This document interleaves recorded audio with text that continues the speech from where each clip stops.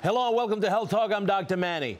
As the season shifts to a cold and dark winter, you may notice a dip in your mood. According to the American Academy of Family Physicians, more than 14 million Americans struggle with seasonal affective disorder, or SAD. And another 10 to 20% of people have a mild form of the disorder. But what exactly are winter blues and how can we avoid them? Clinical psychologist Dr. Sanaan Hafiz joins me now to talk about that. I certainly have the winter blues. Always get them, always have them. That's for sure. You know, being Cuban and coming from the Caribbean where the sun always shines, you know, I have a problem here in the Northeast. But anyway, what is seasonal affective disorder, depression? So I think the first thing to mention is that it's a real thing. I think a lot of people think, like, well, what you kind of said, in the winter blues, yeah, the sun sets a little too early, it's dark outside. So a lot of people think you're just kind of down because, you know, it's not daylight out anymore. Right. But it's not true. Seasonal affective disorder is a real sort of depression, a real type of depression. It's a form of depression. It's a real form of depression that's clinically diagnosed, that actually shows a drop in serotonin levels, that changes your circadian rhythms.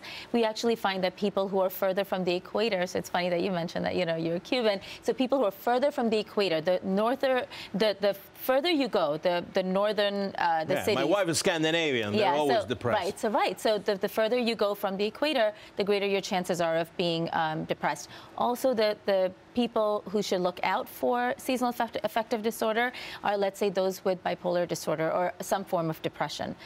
You can have sort of, let's say, if you might have a manic or a hypomanic state in the spring and summer, you might have the depression in the winter. All right. So who are the people? I mean, we talked about geographical, but, you know, who are the people that are at highest risk? Are people, let's say, with history of depression? Or For sure. People who have history of depression, women are much more likely to be diagnosed than men.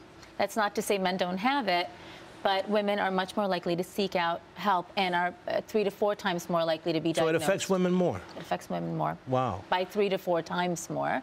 And young people, younger adults, rather than the older adults. So while depression can be more prevalent in the 50s, 60s, 70s age groups, this is more prevalent in the 20s, 30s, and 40s. Oh, wow. The signs and symptoms, are they similar to the typical depression? Yeah, it looks like regular depression. You know, in the winter you could sleep a lot, you could put on weight, you don't want to go out, you know, sort of hibernate a little bit, and you could very easily sort of shrug it off as just the winter blues, and it really can become a clinical thing. All right. So how do I do to either prevent it, or what do I do to treat it? So the important thing is to look for signs of seasonal affective disorder and know the difference between clinical symptoms versus just sort of, you know, missing the sun. I'm having a bad day. And so if you have it, then, you know, you seek out a medical opinion. You go see a psychiatrist or a psychologist or even your primary care physician. One of the most common or the easiest ways to treat it is they even sell it on Amazon, photo light boxes, phototherapy. Right. Which is easiest, but there's cognitive behavioral therapy, there are antidepressants that can be titrated or, you know, medications play a role here. Absolutely. Oh, God. How do I prep myself early in the game to not end up? Should I, you know, start lighting up the lamp in September? Well, I don't necessarily know if you can start lighting. Yeah. Right. So you can have a game plan. I'm a big fan of game plans and strategies. So I think what you can do is say, all right, you know what? Maybe I can't run outside anymore.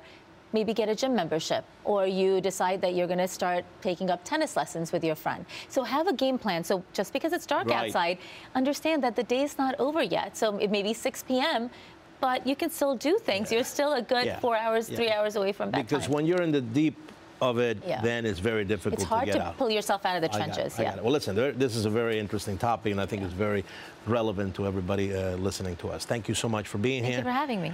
And if you have a health question, send a tweet to Fox News Health. Until next time, I'm Dr. Manny.